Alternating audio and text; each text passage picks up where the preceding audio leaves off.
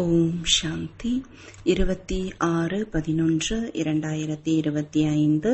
இனிமையான குழந்தைகளே, நீங்கள் இப்பொழுது உலக சேவகர். உங்களுக்கு எந்த ஒரு விஷயத்திலும் தேக அபிமானம் வரக்கூடாது. கேள்வி: எந்த ஒரு பழக்கம் ஈஸ்வரிய விதிமுறைக்கு புறம்பானது? அதன் மூலம் அதிகமான இழப்பு ஏற்படுகிறது. பதில்: எந்த ஒரு திரைப்பட கதையை கேட்பது அல்லது படிப்பது, நாவல்கள் படிப்பது, இந்த பழக்கங்கள் முற்றிலும் விதிமுறைக்கு புறம்பானவை. இதனால் மிகுந்த இழப்பு ஏற்படுகிறது. பாபா தடை செய்கிறார். குழந்தைகளே, நீங்கள் அந்த மாதிரி எந்த ஒரு புத்தகத்தையும் படிக்கக்கூடாது. யாராவது பிகே இது போன்ற புத்தகங்களை படிக்கிறார் என்றால் நீங்கள் ஒருவர் பிறருக்கு எச்சரிக்கை கொடுங்கள். பாடல்: மனிதா உன்முகத்தை பார். ஓம் சாந்தி. இனிமையிலும் இனிமையான ஆன்மீக குழந்தைகளுக்கு ஆன்மீக தந்தை கூறுகிறார், தன்னை சோதித்து பாருங்கள்.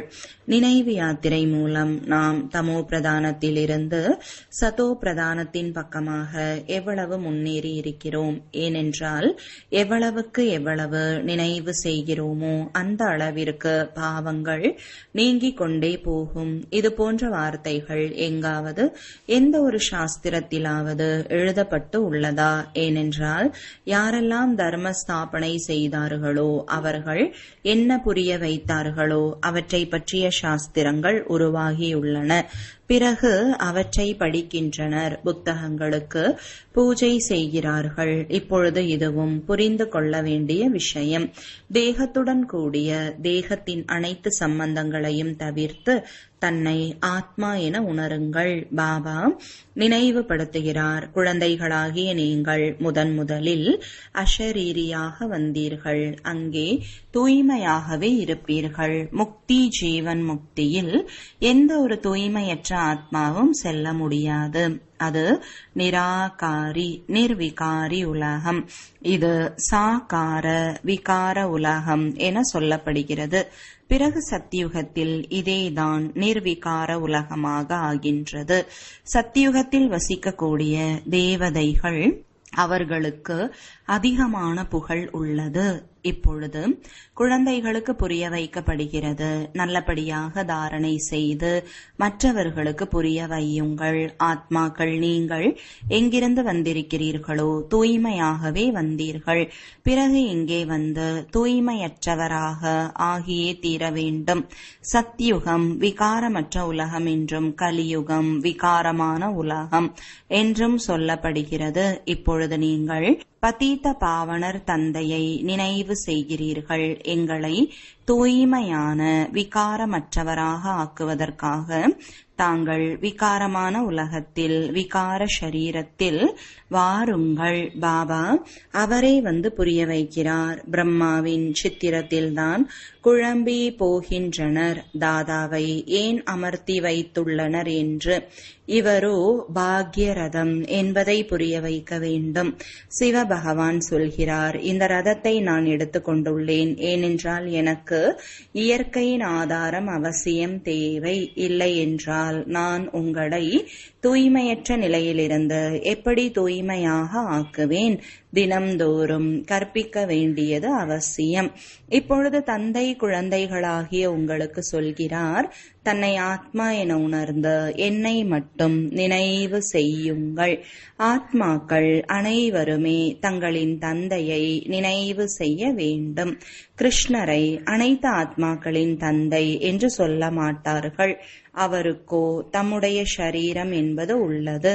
ஆக இந்த தந்தை மிகவும் சுலபமாக புரிய வைக்கிறார். யாருக்காவது புரிய வைக்கும் பொழுது சொல்லுங்கள், பாபா சொல்கிறார், நீங்கள் அஷரீரியாக வந்தீர்கள். இப்பொழுது அஷரீரியாகி செல்ல வேண்டும். அங்கிருந்து தூய்மையான ஆத்மாவாக வருகின்றது. நாளை யாராவது வந்தாலும் தூய்மையாகவே வருவார்கள். ஆக அவர்களுக்கு அவசியம் புகழ் இருக்கும். சந்நியாசி, இல்லறவாசி இவர்களுக்கு பெயர் புகழ் உள்ளது என்றால் நிச்சயம் அவர்களுக்கு இது முதல் பிறவியாக இருக்கும். அவர்கள் தர்ம ஸ்தாபனை செய்வதற்காக வரவேண்டியுள்ளது. எப்படி பாபா குருநானக் பற்றி புரிய வைக்கிறார். இப்பொழுது குரு என்ற வார்த்தையையும் சேர்த்து சொல்ல வேண்டியுள்ளது. ஏனென்றால் நானக் என்ற பெயர் அநேகருக்கு உள்ளது அல்லவா. யாருக்காவது புகழ் பாடும் பொழுது அந்த பொருளோடு சொல்லப்படுகிறது. சொல்லவில்லை என்றால் நன்றாக இருக்காது. உண்மையில் குழந்தைகளுக்கு புரிய வைக்கப்பட்டுள்ளது. ஒரே ஒரு பாபாவை தவிர குரு என்று இங்கே யாரும் கிடையாது. அவருடைய பெயரால் தான் சொல்கிறார்கள். சத்குரு அழிவற்றவர். அவர் அழிவற்ற மூர்த்தியாக உள்ளார். அதாவது அவரை காலனால் அழிக்க இயலாது. ஆத்மா. அதனால்தான் இந்த கதைகளை அமர்ந்து உருவாக்கியுள்ளனர். திரைக்கதைகள், புத்தகங்கள், நாவல்கள் போன்றவற்றை அநேகர் படிக்கிறார்கள். பாபா குழந்தைகளுக்கு எச்சரிக்கை செய்கிறார். ஒரு பொழுதும் எந்த ஒரு நாவல் முதலியவற்றையும் படிக்க கூடாது. ஒரு சிலருக்கு பழக்கம் உள்ளது. இங்கோ நீங்கள் சௌபாகியசாலி ஆகிறீர்கள்.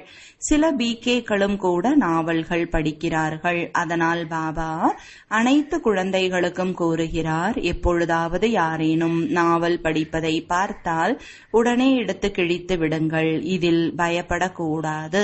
நமக்கு யாரேனும் சாபமிட்டு விடக்கூடாதே, கோபப்பட்டு விடக்கூடாதே என்று அவ்வாறான விஷயங்கள் கிடையாது.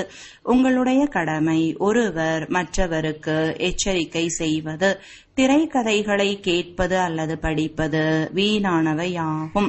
விதிமுறைக்கு புறம்பான செயல் இருந்தால் உடனே தெரியப்படுத்த வேண்டும். இல்லை என்றால் எப்படி சீர்திருத்துவார்கள்? தனக்கு நஷ்டத்தை ஏற்படுத்திக் கொண்டே இருப்பார்கள். தனக்கே யோக பலம் இல்லை என்று கூறினால் இங்கே வந்து என்ன கற்பிப்பார்கள்? பாபா இதை தடை செய்கிறார். பிறகு இத்தகைய காரியத்தை செய்வார்கள் என்றால் மனம் அரித்து கொண்டே இருக்கும். தனக்கும் நஷ்டம் ஏற்படும். அதனால் யாரிடமாவது ஏதேனும் அவகுணத்தை பார்ப்பீர்கள் என்றால் எழுத வேண்டும். எந்த ஒரு விதிமுறைக்கு புறம்பான நடத்தையும் இல்லாமல் இருக்கிறதா? ஏனென்றால் பிராமணர்கள் இந்த சமயம் சேவகர்கள் தானே. பாபாவும் குழந்தைகளுக்கு வணக்கம் தெரிவிக்கிறார். பொருளோடு புரிய வைக்கிறார். கற்றுத்தரும் பெண் குழந்தைகளுக்கு தேக அபிமானம் வரக்கூடாது. ஆசிரியரும் மாணவர்களின் சேவகராக உள்ளார் அல்லவா. கவர்னர் முதலானவர்களும் கடிதம் எழுதுகிறார்கள். கீழே நான் கீழ்ப்படிதலான சேவகன் என்று முற்றிலும் அதற்கு நேராக பெயரை எழுதுவார்கள்.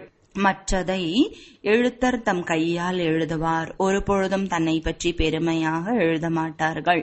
தற்பொழுது குருமார்கள் தங்களை தாங்களே ஸ்ரீ ஸ்ரீ என எழுதி கொள்கிறார்கள். இங்கேயும் அதுபோல உள்ளனர். ஸ்ரீ இன்னார் என எழுதுகிறார்கள். உண்மையில் அப்படியும் எழுதக்கூடாது. பெண்களும் ஸ்ரீமதி என எழுதக்கூடாது. எப்பொழுது சிரேஷ்டத்திலும் சிரேஷ்டமானவர் அவரே வந்து வழிமுறை தருகிறாரோ அப்பொழுதுதான் ஸ்ரீமத் கிடைக்கும். நீங்கள் புரிய வைக்க முடியும். நிச்சயமாக ஒருவரின் வழிமுறைப்படிதான் இவர்கள் உருவாகி இருக்கிறார்கள் அல்லவா. பாரதத்தில் யாருக்கும் தெரியாது இவர்கள் இவ்வளவு உயர்ந்த உலகின் எஜமானர்களாக எப்படி ஆனார்கள். உங்களுக்கோ இதே போதை அதிகரிக்க வேண்டும். இந்த லட்சியம் மற்றும் குறிக்கோளின் சித்திரம் எப்பொழுதும் மார்பில் தொங்கவிடப்பட்டு இருக்க வேண்டும்.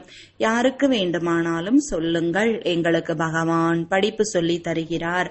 இதன் மூலம் நாங்கள் உலகின் மகாராஜா ஆகிறோம். இந்த ராஜ்யத்தை உருவாக்குவதற்காக தந்தை வந்துள்ளார். இந்த பழைய உலகின் விநாசம் முன்னால் நின்று கொண்டிருக்கிறது. சின்ன சின்ன பெண் குழந்தைகள், நீங்கள் மழலை மொழியில் யாருக்கு வேண்டுமானாலும் புரிய வைக்க முடியும். பெரிய பெரிய சம்மேளனம் முதலியன நடைபெறுகின்றன. அதில் உங்களை அழைக்கிறார்கள். இந்த சித்திரங்களை நீங்கள் எடுத்துச் செல்லுங்கள். அமர்ந்து புரிய வையுங்கள். பாரதத்தில் மீண்டும் இவர்களின் ராஜ்யம் உருவாகிக் கொண்டு இருக்கிறது. எங்கே வேண்டுமானாலும் நிறைந்த சபையில் நீங்கள் புரிய வைக்க முடியும். நாள் முழுவதும் சேவையின் போதை இருந்து கொண்டிருக்க வேண்டும். பாரதத்தில் அவர்களின் ராஜ்யம் உருவாகிக் கொண்டு இருக்கிறது. பாபா நமக்கு ராஜயோகத்தை கற்பித்துக் கொண்டு இருக்கிறார். சிவபகவான் கூறுகிறார், ஹே குழந்தைகளே, நீங்கள் உங்களை ஆத்மா என்று உணர்ந்து என்னை நினைவு செய்யுங்கள். அப்பொழுது நீங்கள் 21 பிறவிகளுக்கு இதுபோல ஆகிவிடுவீர்கள். தெய்வீக குணங்களை கடைபிடிக்க வேண்டும். இப்பொழுது அனைவருக்கும் அசுர குணங்களே உள்ளன. சிரேஷ்டமாக ஆக்கக்கூடியவர் ஸ்ரீ ஸ்ரீ சிவபாபா ஆவார். இந்த உயர்ந்தவரிலும் உயர்ந்த தந்தைதான் நமக்கு படிப்பு சொல்லித் தருகிறார். சிவபகவான் வாக்கு மன்மனாபவ, பாக்யரதம், புகழ் வாய்ந்தது. பாக்யரதம் தான் பிரம்மா என சொல்லப்படுகிறார். அவரை மகாவீர் என்றும் சொல்கிறார்கள். இங்கே தில்வாடா ஆலயம், அதில் அமர்ந்துள்ளார் அல்லவா? கோவிலை கட்டிய ஜைனர் முதலானவர்களுக்கு இது பற்றி தெரியாது. சிறிய பெண் குழந்தைகள், நீங்கள் யாரை வேண்டுமானாலும் சென்று பார்க்க வைக்க இயலும். இப்பொழுது நீங்கள் மிகவும் சிரேஷ்டமானவர்களாக ஆகிக் கொண்டிருக்கிறீர்கள். இது பாரதத்தின் லட்சியம், குறிக்கோள் அல்லவா? எவ்வளவு போதை அதிகரிக்க வேண்டும்? அனைவரும் சொல்கிறார்கள், நாங்களோ லக்ஷ்மி நாராயணராகவே ஆவோம். ராமர் சீதை ஆவதற்கு யாரும் கை உயர்த்துவது இல்லை. இப்பொழுதோ நீங்கள் அகிம்சையாளர்கள், க்ஷத்ரியர்கள். அகிம்சையாளர்கள், க்ஷத்ரியர்களாகிய உங்களை யாரும் அறிந்து இருக்கவில்லை. இதை நீங்கள் இப்பொழுதுதான் புரிந்து கொள்கிறீர்கள். கீதையிலும் மன்மனாபவ என்ற வார்த்தை உள்ளது. தன்னை ஆத்மா என உணருங்கள். இதுவோ புரிந்து கொள்வதற்கான விஷயம். வேறு யாரும் புரிந்து கொள்ள முடியாது. பாபா வந்து குழந்தைகளுக்கு கற்றுத்தருகிறார். குழந்தைகளே, ஆத்ம உணர்வுடையவர் ஆகுங்கள். இந்த பழக்கம் பிறகு உங்களுக்கு 21 பிறவிகளுக்கு இருக்கும். உங்களுக்கு 21 பிறவிகளுக்கான கல்வி கிடைக்கிறது. பாபா அடிக்கடி முக்கியமான விஷயங்களை சொல்லி புரிய வைக்கிறார். தன்னை ஆத்மா என உணர்ந்து கொண்டு அமர்ந்து இருங்கள். பரமாத்ம தந்தை ஆத்மாக்களாகிய நமக்கு அமர்ந்து புரிய வைக்கிறார். நீங்கள் அடிக்கடி தேக அபிமானத்தில் வந்து விடுகிறீர்கள். பிறகு வீடு வாசல் முதலியவை நினைவிற்கு வந்து விடுகிறது. இது நடைபெறதான் செய்கிறது. பக்தி மார்க்கத்திலும் கூட பக்தி செய்து கொண்டிருக்கும் போதே புத்தி வேறு பக்கம் சென்று விடுகிறது. ஒரே நிலையில் தீவிரமான பக்தி செய்பவர்கள்தான் அமர முடியும். அது தீவிர பக்தி என சொல்லப்படுகிறது. முற்றிலும் மூழ்கி போய் அமர்ந்து விடுகிறார்கள். நீங்கள் நினைவில் அமர்கிறீர்கள் என்றால் சில நேரம் முற்றிலும் அஷரீரி ஆகிவிடுகிறீர்கள். நல்ல குழந்தைகளாக உள்ளவர்கள்தான் அந்த மாதிரியான நிலையில் அமர்வார்கள். தேகத்தின் உணர்வு அகன்றுவிடும். அஷரீரியாகி அந்த போதையில் அமர்ந்திருப்பார்கள். இது பழக்கமாக ஆகிவிடும். துறவிகள், தத்துவ ஞானிகள் அல்லது பிரம்ம ஞானிகள் நாங்கள் ஒன்று கலந்து விடுவோம். இந்த பழைய சரீரத்தை விட்டு பிரம்ம தத்துவத்தோடு ஐக்கியமாகி விடுவோம் என்று கூறுகிறார்கள். அனைவருக்கும் அவரவர் தர்மம் என்பது உள்ளதுதானே. யாருமே வேறு தர்மங்களை ஏற்றுக்கொள்வது இல்லை. ஆதி சனாதன தேவி தேவதா தர்மத்தை சார்ந்தவர்கள் கூட தமோ பிரதானம் ஆகிவிட்டார்கள். கீதையின் பகவான் எப்பொழுது வந்திருந்தார்? கீதையின் யுகம் எப்போது இருந்தது? யாருக்குமே தெரியாது. நீங்கள் அறிவீர்கள். சங்கம யுகத்தில்தான் பாபா ராஜயோகத்தை கற்பிக்கிறார். தமோ பிரதானத்திலிருந்து சதோ பிரதானமாக ஆக்குகிறார். இது பாரதத்தின் விஷயம்தான். அநேக தர்மங்கள் இருந்தன. பாடல் உள்ளது. ஒரு தர்மத்தின் ஸ்தாபனை, அநேக தர்மங்களின் அழிவு. சத்தியுகத்தில் இருந்தது ஒரு தர்மம். இப்பொழுது கலியுகத்தில் இருப்பது அநேக தர்மங்கள். பிறகு ஒரு தர்மத்தின் ஸ்தாபனை நடைபெறுகிறது. ஒரு தர்மம் இருந்தது, இப்பொழுது இல்லை. மற்ற அனைத்தும் நிலைத்து விட்டன. ஆலமரத்தின் உதாரணம் கூட முற்றிலும் சரியானதுதான். அஸ்திவாரம் இல்லை, மீதி மரம் முழுவதும் நின்று கொண்டிருக்கிறது. அதுபோல இதிலும் தேவி தேவதா தர்மம் இல்லை. அடிமரமாக இருந்த ஆதி சனாதன தேவி தேவதா தர்மம் இப்பொழுது மறைந்து விட்டுள்ளது. மீண்டும் பாபா உருவாக்குகிறார். மற்றபடி இத்தனை தர்மங்கள் அனைத்தும் பின்னால் வருகின்றன. பிறகு அவசியம் சக்கரம் திரும்ப சுழல வேண்டும். அதாவது பழைய உலகத்திலிருந்து மீண்டும் புதிய உலகம் வந்தாக வேண்டும். புதிய உலகத்தில் இவர்களின் ராஜ்யம் இருந்தது. உங்களிடம் பெரிய சித்திரமும் உள்ளது, சிறிய சித்திரமும் உள்ளது. பெரிய பொருளாக இருக்குமானால் பார்த்து விட்டு கேட்பார்கள், இதை எதற்காக வைத்திருக்கிறீர்கள் என்று. நாங்கள் இந்த பொருளை எடுத்து வைத்துள்ளோம். இதன் மூலம் மனிதர்கள் ஏழையாக இருந்து இளவரசன் இளவரசி ஆக வேண்டும் என்பதற்காக. மனதில் பெரிய ஊக்கம், பெரிய மகிழ்ச்சி இருக்க வேண்டும். நாம் ஆத்மாக்கள், பகவானின் குழந்தைகள். ஆத்மாக்களுக்கு பகவான் படிப்பு சொல்லித் தருகிறார். பாபா நம்மை கண்களில் அமர்த்தி வைத்துக் கொண்டு செல்வார். இந்த மோசமான உலகத்தில் நாம் இனியும் இருக்க வேண்டியது இல்லை. இன்னும் போக போக ஐயோ ஐயோ என கூக்குரலிடுவார்கள். கேட்கவே வேண்டாம். கோடிக்கணக்கில் மனிதர்கள் இருக்கின்றனர். இதுவோ குழந்தைகளாகிய உங்கள் புத்தியில் உள்ளது. நாம் இந்த கண்களால் என்ன பார்க்கிறோமோ அவை சிறிது கூட மிஞ்ச போவதில்லை. இங்கோ மனிதர்கள் முல்லை போல உள்ளார்கள். சத்யுகம் என்பது மலர்களின் தோட்டம். பிறகு நம்முடைய கண்களே குளிர்ந்துவிடும். தோட்டத்திற்குள் போவதால் கண்கள் குளிர்ந்து போய்விடும் அல்லவா? ஆக நீங்கள் இப்பொழுது கோடி மடங்கு பாக்யசாலி ஆகிக் கொண்டிருக்கிறீர்கள். பிராமணர்களாக யார் இருக்கிறார்களோ அவர்களின் பாதங்களில் தாமரை உள்ளது.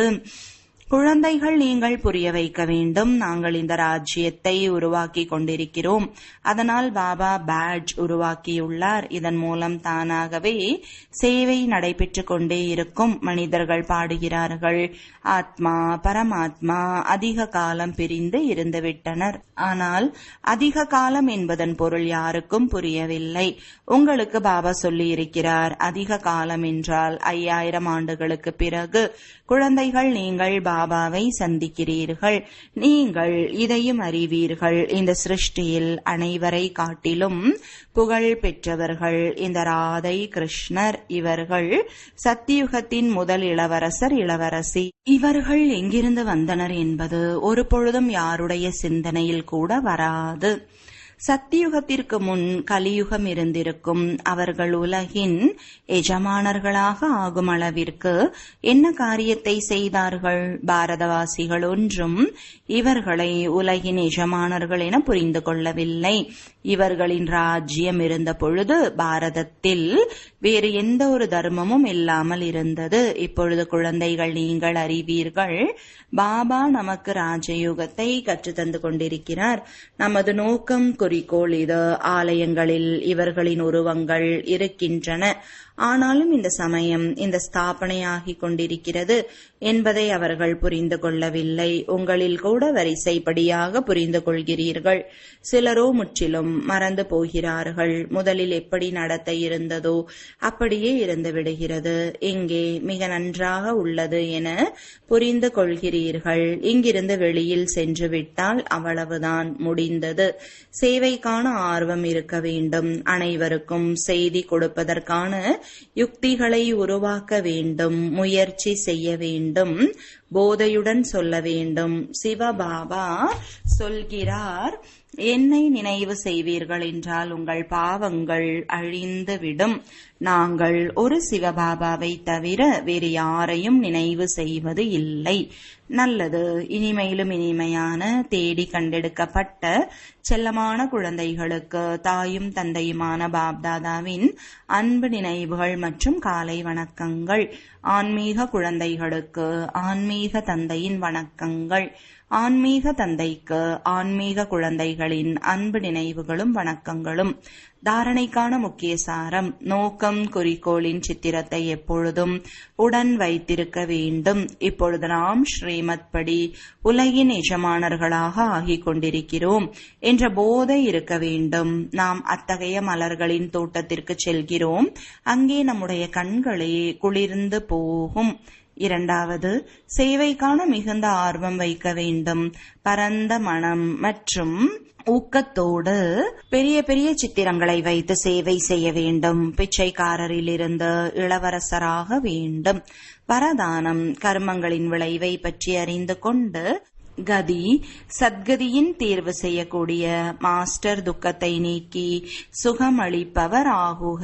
விளக்கம்: இதுவரையிலும் தனது வாழ்க்கை கதையை பார்ப்பதில் மற்றும் சொல்வதில் மும்முரமாக இருக்காதீர்கள். ஆனால் ஒவ்வொருவரின் கர்மத்தின் நிலையை அறிந்து கொண்டு முக்தி ஜீவன் முக்தி அளிப்பதற்கான தீர்வு செய்யுங்கள். மாஸ்டர் துக்கத்தை போக்கி சுகம் கொடுப்பவரின் நடிப்பை நடியுங்கள். தன்னுடைய படைப்பின் துக்கம் அமைதியற்ற தன்மையின் பிரச்சனையை முடித்து விடுங்கள். அவர்களுக்கு மகாதானம் மற்றும் வரதானத்தை கொடுங்கள். சுயம் வசதிகளை பெற்றுக் கொள்ளாதீர்கள். இப்பொழுதோ வள்ளலாக ஆகி கொடுங்கள். தீர்வின் ஆதாரத்தில் தனது முன்னேற்றம் அல்லது சேவையில் அல்ப காலத்திற்கு வெற்றி கிடைத்தாலும் கூட இன்று மகானாக இருப்பீர்கள். நாளை மகான் தன்மையின் தாகமுள்ள ஆத்மா ஆகிவிடுவீர்கள். ஸ்லோகன்: அனுபவம் ஆகாமல் இருப்பது யுத்தத்தின் நிலை. யோகியாகுங்கள், யுத்த வீரர் ஆகாதீர்கள். அவ்யக்த சமிஞ்சை: அஷரீரி அல்லது விதேகி நிலையின் பயிற்சியை அதிகரியுங்கள். எப்படி பிரம்மா பாபா அவ்யக்தமாகி விதேகி ஸ்திதி மூலம் கர்மாதீதானாரோ அதுபோல அவ்யக்த பிரம்மாவின் விசேஷ பாலனைக்கு தகுதியுள்ளவராக வேண்டும். எனவே அவ்யக்த பாலனைக்கான பிரதிபலனை விதேகியாகி கொடுங்கள். சேவை மற்றும் ஸ்திதியின் சமநிலை வையுங்கள். விதேகி என்றால் தேகத்திலிருந்து விலகிய விடுபட்ட நிலை. சுபாவம், சம்ஸ்காரம், பலவீனங்கள் அனைத்தும் தேகத்தோடு உள்ளன. தேகத்திலிருந்து விலகிவிடுமானால் அனைத்திலிருந்தும் விலகிவிட்டன. எனவே இந்த ட்ரில் உங்களுக்கு மிகுந்த சகயோகம் தரும். இதில் கட்டுப்படுத்தும் சக்தி தேவை. ஓம் சாந்தி.